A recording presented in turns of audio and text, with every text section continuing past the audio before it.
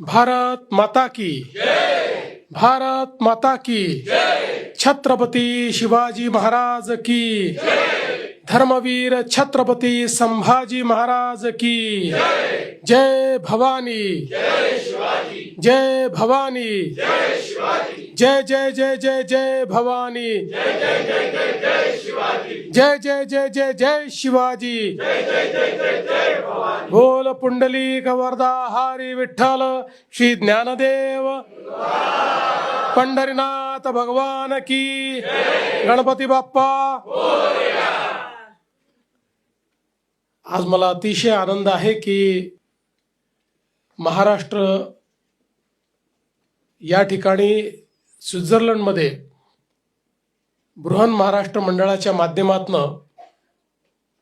मला बघायला मिळतो आहे आणि बृहन महाराष्ट्र मंडळाने केवळ स्वित्झर्लंड नाही तर युरोपमधल्या अन्य देशातनंही आज या ठिकाणी प्रतिनिधी बोलवले। सर्वात पहिल्यांदा मी आपल्या सर्वांचे आभार मानतो की जे मराठमोळं स्वागत आपण सर्वांनी या ठिकाणी माझं केलं। मी महाराष्ट्रात आहे की झुरिकला आहे असा प्रश्न मला पडला। पारंपरिक वेश, पारंपरिक पद्धती आणि पारंपरिक उत्साह या तिन्ही गोष्टी या स्वागतामध्ये मला पाहायला मिळाल्या आणि मी हे समजू शकतो की याकरता आपण सगळ्यांनी किती मेहनत घेतली असेल। एकतर इथे सकाळी 6 वाजता स्वागताला यायचं म्हणजे आपल्यापैकी अनेक लोक रात्रभर जागे असाल, पण तरी देखील उत्साहामध्ये मात्र कुठलीही कमतरता या ठिकाणी दिसली नाही। विशेषतः आमच्या ज्या बहिणींनी लेझिम या ठिकाणी सादर केलं त्यांचं मनापासून मी अभिनंदन करतो आणि आभार मानतो। असं वाटत होतं की कदाचित त्या रोज प्रॅक्टिस करतायत, इतक्या सफाईदारपणे त्यांनी या ठिकाणी लेझिमचं नृत्य सादर केलं आणि आपली जी पद्धत आहे की कुठलंही स्वागत हे लेझिम पथकाने आपण त्या ठिकाणी करतो। आणि हळूच माझ्या कानात सांगण्यात आलं की आम्हाला तर ढोल पथकही ठेवायचं होतं, पण इथल्या कायद्यात सकाळी सकाळी रविवारी अशा पद्धतीने ढोल वाजवता येत नाही, त्यामुळे ते आम्ही ठेवलेलं नाही। या ठिकाणी जी सादरीकरणं झाली ती देखील अतिशय सुंदर झाली। विशेषतः आजचं सुपरस्टार तर विमानच आहे, त्याचं आपण सगळे अतिशय मनापासून अभिनंदन करू। आणि खरोखर मगाशी जसं कोणीतरी सांगितलं की आपली पुढची पिढी जर अशा पद्धतीनं महाराष्ट्र सांगत असेल तर आपल्याला चिंता करण्याचं कारण नाही आहे। निश्चितपणे महाराष्ट्र हा जो छत्रपती शिवरायांनी घडवलेला महाराष्ट्र आहे तो अशाच पद्धतीनं नेहमीच पुढे जात राहील। पण त्यासोबत महाराष्ट्राची जी काही समृद्धी आहे ती समृद्धी महाराष्ट्राच्या वारीमध्ये आहे आणि ही वारीची परंपरा, ज्या परंपरेने महाराष्ट्राला समृद्ध ठेवलं, ज्या परंपरेने आक्रमणाच्या काळातही आम्हाला निराश होऊ दिलं नाही, अशी ही वारीची परंपरा की जी औरंगजेबही बंद करू शकला नाही, अशी ही वारीची परंपरा आज या ठिकाणी आपण जी सादर केली ती खरोखर अतिशय सुंदर अशा पद्धतीनं विठुमाऊली जणू काही या ठिकाणी विठ्ठल रुक्माई आमचे प्रगट झाले होते अशा पद्धतीनं ही वारीची परंपरा या ठिकाणी सादर झाली। जी गाणी या ठिकाणी गायली गेलीत, वसंत बापटांचं गरजा महाराष्ट्र असेल किंवा वेगवेगळ्या प्रकारे जे काही आपल्यासमोर सादरीकरण झालं, खरोखर मी असं म्हणेन की अगदी आपल्यातला जो मराठीपणा आपल्यातला आहे ते जागृत व्हावं अशा पद्धतीनंच हे सादरीकरणं या ठिकाणी सगळी झालीत। आणि विशेषतः वेगवेगळ्या ठिकाणून आलेले जे आपले प्रतिनिधी आहेत त्यांनीही खूप छान पद्धतीनं त्या ठिकाणी ते काय करतायत हे आपल्या पुढे मांडलं आणि पुढे आपल्याला काय करायचं आहे याचा देखील एक अतिशय चांगला विचार आपल्या सगळ्यांच्या या मार्गदर्शनातून या ठिकाणी मिळाला। आणि आता आपण सगळे एका गोष्टीकरता फार उत्साही आहोत आणि तो म्हणजे महा NRI कनेक्ट. महा NRI कनेक्ट हा जो प्लॅटफॉर्म आपण तयार करणार आहोत, आज आमच्या जो आपला डायस्पोरा आहे, जगभरामधले मराठी लोक इतक्या वेगवेगळ्या गोष्टी करतायत आणि त्यातल्या अनेक गोष्टी या अतिशय अर्थपूर्ण अशा प्रकारच्या आहेत, अतिशय ज्याला म्हणतात नेत्रदीपक अशा प्रकारच्या आहेत, अतिशय परिवर्तनशील अशा प्रकारच्या आहेत. अशा या सगळ्या गोष्टी एकमेकासोबत त्या ठिकाणी शेअरही झाल्या पाहिजेत, एकमेकाला समजलेही पाहिजेत. कारण शेवटी आपण बृहन महाराष्ट्र म्हटलेलं आहे, त्यामुळे त्याचं जे बृहत स्वरूप आहे ते स्वरूप जगाच्या पाठीवर कुठेही गेलो तरी त्या ठिकाणी जे आमचे मराठी जन आहेत त्यांचा कनेक्ट हा जगातल्या इतर मराठी जनांशी असला पाहिजे. मला असं वाटतं याकरता हा एक अतिशय सुंदर प्लॅटफॉर्म आपण तयार करतोय. जो प्लॅटफॉर्म जो छत्रपती शिवरायांनी आपल्याला या ठिकाणी सांगितलं होतं की स्वदेश, स्वधर्म आणि स्वभाषा या 3 गोष्टी फार महत्त्वाच्या आहेत. या तिन्ही गोष्टी या एका प्लॅटफॉर्मच्या माध्यमातून आपल्या सर्वांना कनेक्ट करतील, आपल्या सर्वांना जोडतील आणि निश्चितच त्यातनं एक नवीन समृद्धीची वाट ही आपल्या सर्वांना या कनेक्टच्या माध्यमातून पाहायला मिळेल. आपल्या सर्वांना कल्पना आहे की आपली मराठी भाषा आपल्या देशाचे पंतप्रधान माननीय नरेंद्र मोदीजी यांनी तिला अभिजात भाषेचा दर्जा दिला.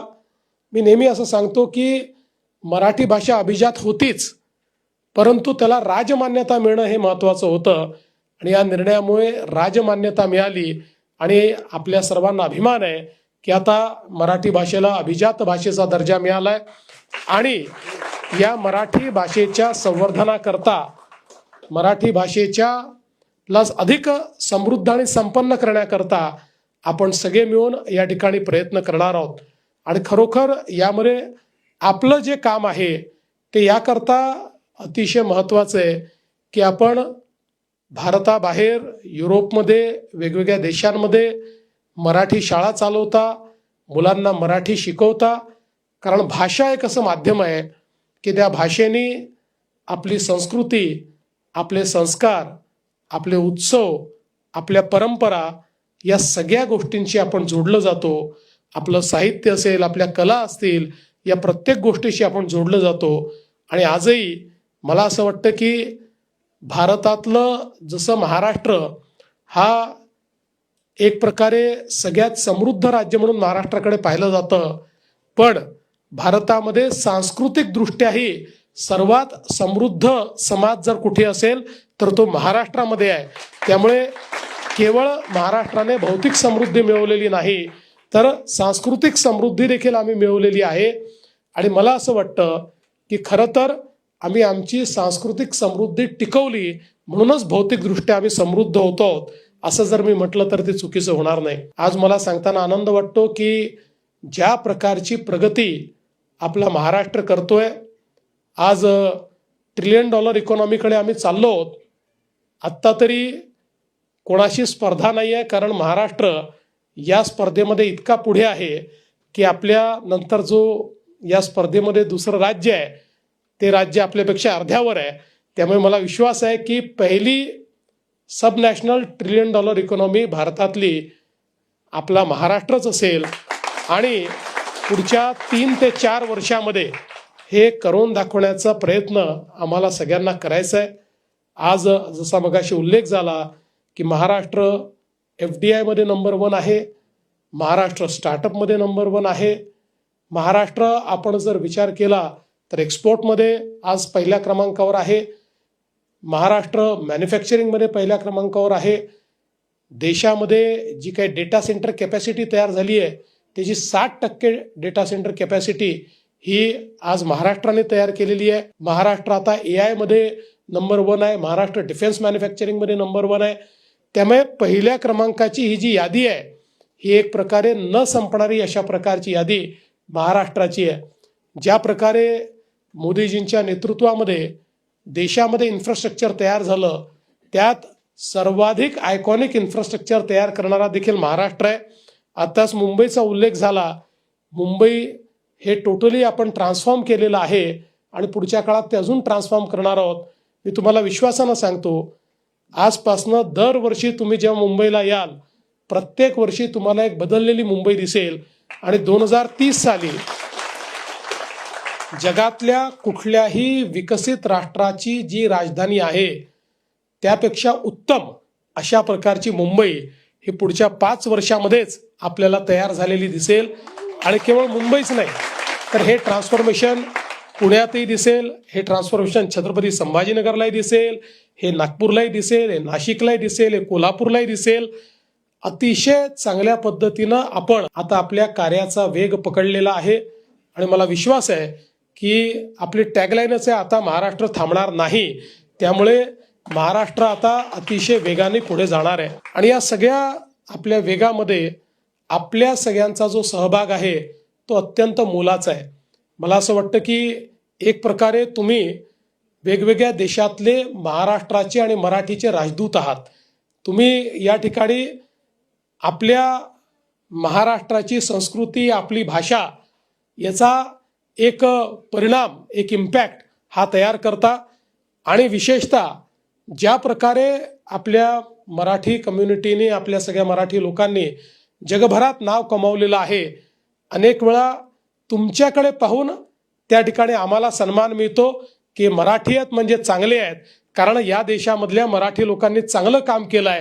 म्हणून मी तुमचं अतिशय मनापासून आभार मानतो की तुम्ही त्या देशाच्या संस्कृतीमध्ये, त्या देशाच्या व्यवसायामध्ये, त्या देशाच्या बिझनेसेसमध्ये जे काही कार्य केलेलं आहे, वेगवेगळ्या सेक्टरमध्ये जे काही कार्य केलेलं आहे, तिथल्या वेगवेगळ्या एंटिटीजला, वेगवेगळ्या कंपन्यांना महान बनवण्याकरता जे तुमचं कॉन्ट्रीब्युशन आहे, त्यामुळे निश्चितपणे आम्हालाही त्याचा फायदा मिळतो. आणि एक प्रकारे आपल्या सगळ्यांचा जो कंडक्ट आहे, आपल्या सगळ्यांचं जे वागणं आहे, तो आमच्याकरता एक पासपोर्ट तयार होतो की आपल्याला भारतात कुठे जायचं आहे, तर आपल्याला महाराष्ट्रात जायचं आहे. कारण मराठी माणूस हा एंटरप्राइझिंग आहे, मराठी माणूस हा वेलकमिंग आहे, मराठी माणूस हा मेहनती आहे.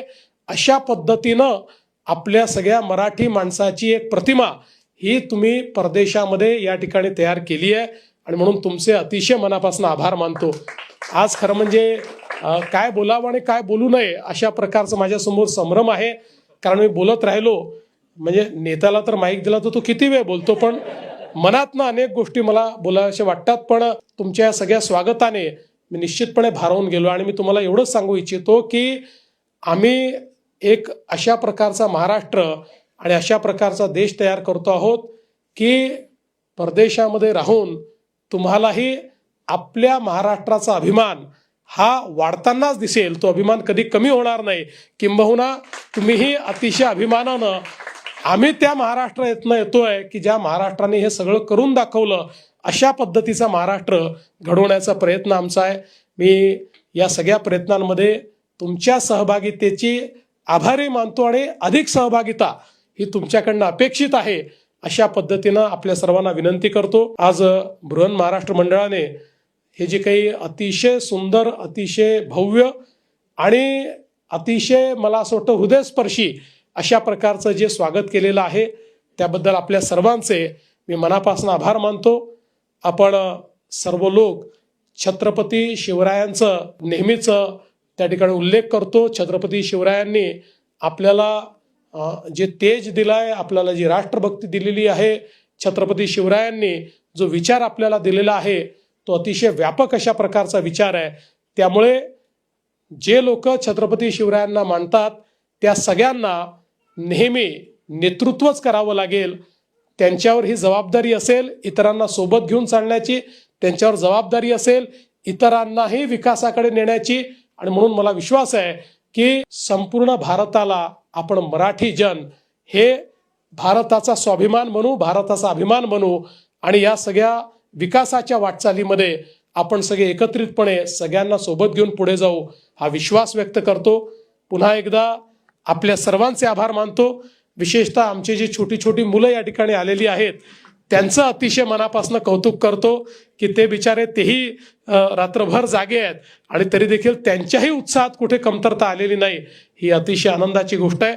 आणि दुसरं तुम्हाला सांगतो की महाराष्ट्राचं सरकार आणि मुख्यमंत्री कार्यालय हे तुमचं हक्काचं घर आहे, हे लक्षात ठेवा. कुठल्याही गोष्टी करता तुम्ही आमच्याशी कनेक्ट होऊ शकता, हे देखील मी या ठिकाणी अधोरेखित करू इच्छितो. पुन्हा एकदा आपल्या सर्वांचे खूप खूप धन्यवाद. डावोस वर्ल्ड इकॉनॉमिक फोरम या ठिकाणी यावेळेस बोलबाला राहील तो महाराष्ट्राचाच. धन्यवाद. जय हिंद, जय महाराष्ट्र, छत्रपती शिवाजी महाराज की जय.